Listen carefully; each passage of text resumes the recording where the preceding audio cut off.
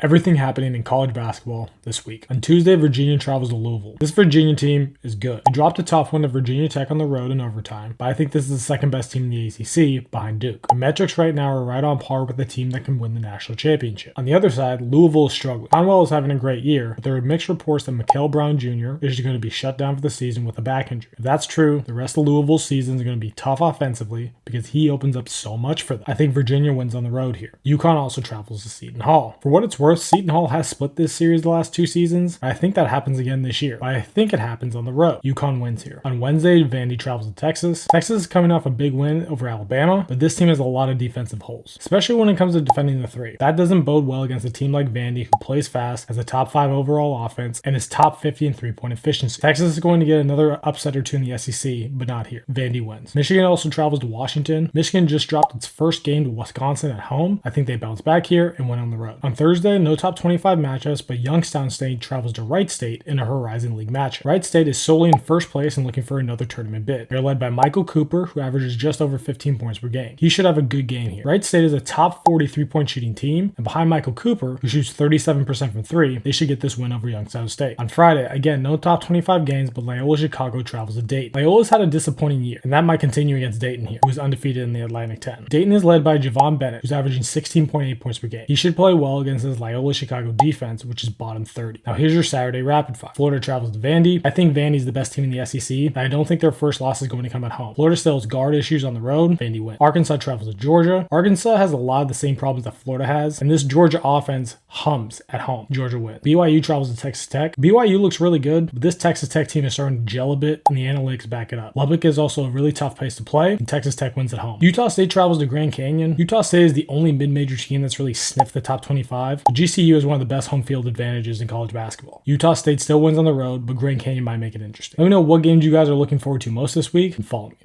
I post good college basketball content.